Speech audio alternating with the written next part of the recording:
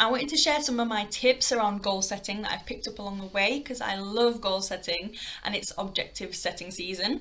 I also shared these tips with my team and I've written a blog post on it as well if you'd rather go read that instead of listening to me rambling on. I hope it helps. 1. Be specific with your goals and define what success means to you. One way to set goals is using the SMART goal acronym. This stands for specific, measurable, achievable, relevant and time-bound. Say you want to set an objective to learn more about architecture. Well, that's great, but what does success mean to you? And how do you know when you've learned enough to tick this goal off? Let's translate that to a SMART goal. Specific.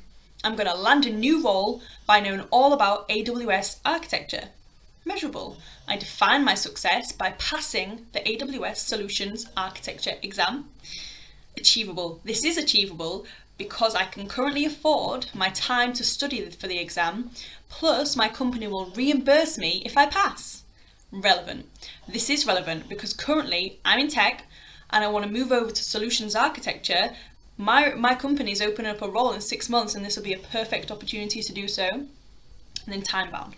I want to set the exam, I want to pass it by this date so I can apply for this role. Number 2, focus on what you can control. We may find ourselves in situations where we're not in control and it might have a direct influence on our objectives. Take hold of your path and think specifically about what you can influence. And remember, don't beat yourself up over things that you can't change. This is where flexibility when setting your objectives really helps. 3, recognize who can help you achieve your goal. Yes, your goals are specific to you, but remember you're not on your own. When setting goals, have a think about who can help you along the way. For example, your team members, managers, L&D, just to name a few. 4, understanding the vision. This might seem like an obvious one, but still important to mention. Ensure you truly understand your role within the team and the goal to what your team are working towards. 5, how can you align your personal goals with your team goals? For example, you're looking for an objective around learning a new language, and say you have a mixed language team and you know .NET like the back of your hand. If one of your goals is to cross-skill to a new language, get specific and see where the opportunities are. And learning a language that's in the team but new for you wouldn't just be beneficial to your team and company, but a huge value to your own skill set. Another example, say one of your goals is to celebrate your team more. Make this a SMART goal and make it work for you and your team by committing to giving your team quarterly feedback. 6, it's a good time to reflect on your personal goals. If you're thinking about setting personal goals, it's a good time to do so as they can work hand in hand with your work goals.